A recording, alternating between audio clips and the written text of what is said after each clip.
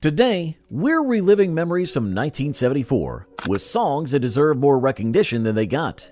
If you lived through these times, you'll remember exactly where you were when these tracks played on your radio. And if you're just discovering them now, you're in for a real treat. Let's explore and listen in together. Chicago emerged from the Windy City in 1967, starting as a politically charged rock band with a distinctly bold brass section. I've Been Searching So Long marked a dramatic shift in their sound, appearing on their fifth studio album, Chicago 7. The band faced internal tensions during this period, particularly between producer James William Guercio and the band members, who felt he was exercising too much control over their creative direction. This power struggle led to some of their most emotionally charged music, though it rarely gets discussed in music history. The song itself showcases Peter Cetera's soaring vocals and represents Chicago's evolution from their earlier, more experimental jazz rock fusion to a softer, more commercial sound. The production value demonstrates the band's growing sophistication, featuring intricate horn arrangements and a complex orchestral backdrop that set it apart from their previous work. The track peaked at number 9 on the Billboard Hot 100, but has since faded from public memory despite its technical brilliance. What many don't know is that the recording session for this song lasted an unprecedented 22 hours straight. The horn section had to re-record their parts multiple times because the emotional intensity kept causing them to play slightly sharp, showing just how much this song meant to the band members personally. Golden Earring had already been together for 13 years when they recorded Radar Love, a fact that surprises many who view them as one-hit wonders. Formed in The Hague in 1961, they were already massive stars in their native Netherlands before breaking through internationally. The band's history includes several controversial moments, including their refusal to play for segregated audiences during their early U.S. tours.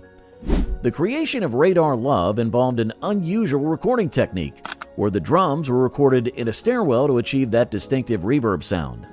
The song's driving bass line and hypnotic rhythm made it a favorite among truck drivers and late-night radio DJs, though it initially faced resistance from American program directors who thought it was too long for regular rotation. Engineer John Creek accidentally erased half of the original drum track during mixing, forcing the band to reconstruct it through careful editing. This happy accident contributed to the song's unique sound and became a technique that they would continue to use throughout their career. Electric Light Orchestra's Showdown represents one of Jeff Lynne's earliest masterpieces, though it's often overshadowed by their later hits. The band, formed from the ashes of The Move in 1970, faced significant criticism for their use of classical instruments in rock music, with some classical musicians accusing them of degrading their craft. This only fueled Lynne's determination to prove them wrong. The song incorporates elements of Motown and Philadelphia soul, an unusual choice for a British rock band at the time. The string section was recorded at midnight in Abbey Road Studios because it was the only time they could afford the studio rates. This limitation led to the track's unique, slightly eerie quality that sets it apart from other songs of the era. John Lennon once called Showdown the best Beatles song that the Beatles never recorded. High praise that somehow never translated into the recognition this track deserved. If these memories are hitting home, don't keep them to yourself. Share your stories in the comments below. Did you ever catch any of these bands live?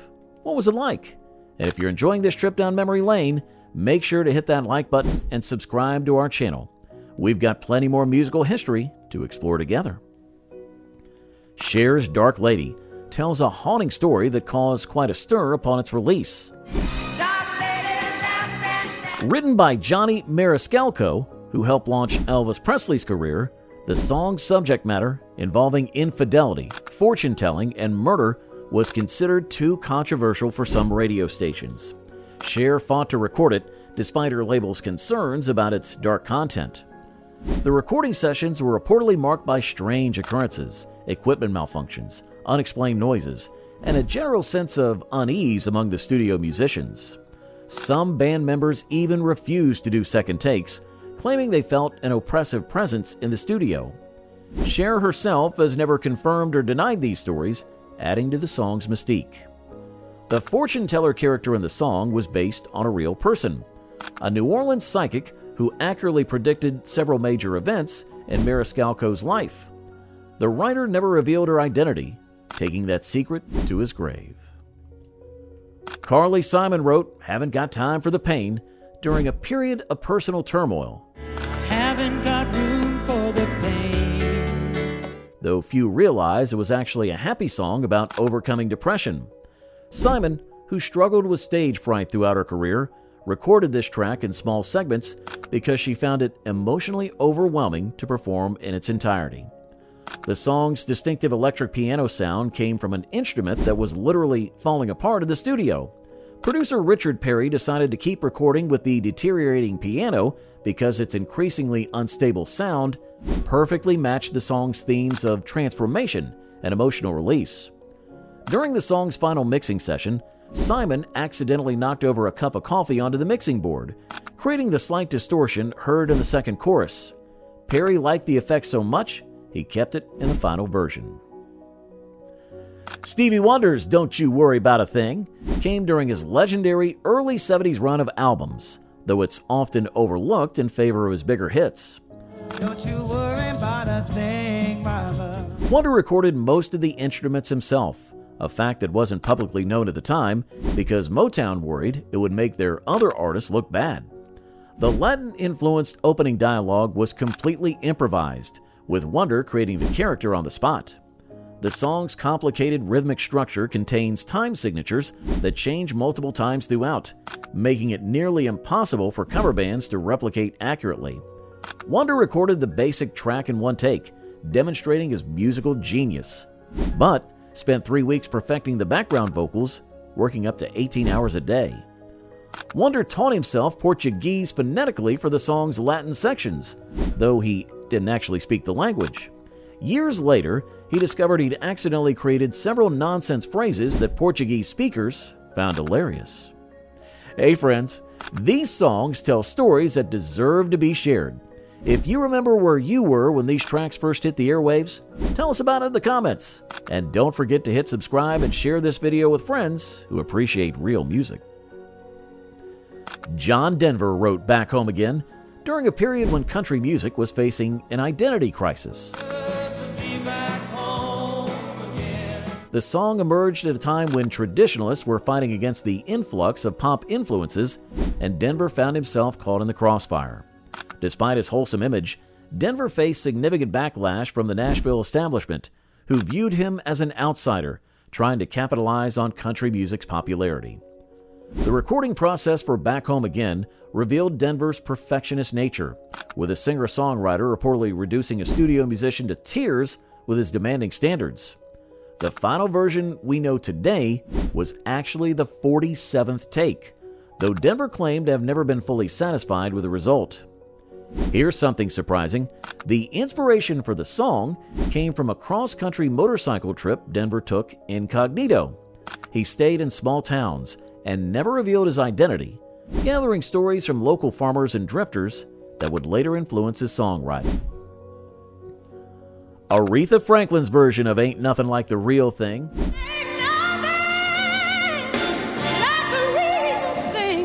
showcases her ability to take ownership of any song she covered.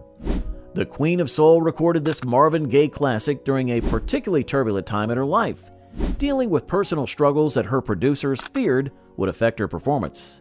Instead, these challenges infused the recording with raw emotion that surpassed even the original version.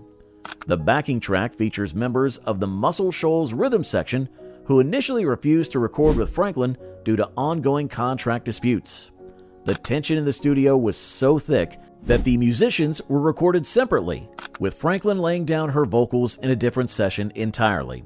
Surprisingly, this disconnected recording process created a unique tension that enhanced the final product. Few people know that Franklin changed the song's arrangement at the last minute, much to the frustration of the recording engineers. She had heard a street performer playing the melody on a saxophone outside the studio and insisted on incorporating elements of that improvised arrangement into her very own version. Mac Davis penned One Hell of a Woman. Following his transition from successful songwriter to performer, though many industry insiders actively discouraged him from making this move. Davis, who had written hits for Elvis Presley and other major artists, faced significant skepticism about his abilities as a performer. His record label initially wanted to give the song to Glenn Campbell. The recording sessions were marked by Davis's insistence on using his road band rather than studio musicians, a decision that nearly caused his producer to quit. The resulting tension created an edge to the performance that perfectly matched the song's gritty lyrics. The track's unique guitar sound came from an amplifier that was literally falling apart, held together with duct tape during the recording. A little-known fact, Davis wrote the song's bridge in the studio bathroom, hiding out there for 2 hours during a heated argument between his manager and the record label executives about the song's commercial viability. The 3 Degrees When Will I See You Again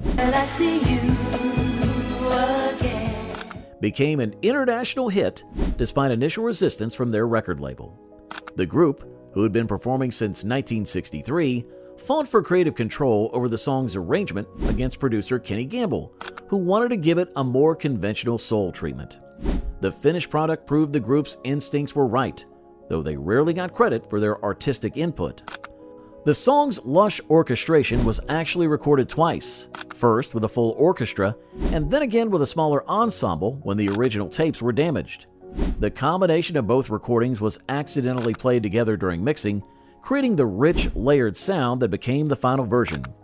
This happy accident influenced many subsequent Philadelphia International Records productions. The group received the news of the song hitting #1 in the UK while performing at a small club in New Jersey for $100 a night, demonstrating the often stark contrast between artistic success and financial reality in the music industry. And there you have it, friends. 10 incredible songs from 1974 that deserve another moment in the spotlight. If you enjoyed this journey through time, make sure to subscribe to our channel for more deep dives into music history. Share your memories in the comments below, and don't forget to like this video.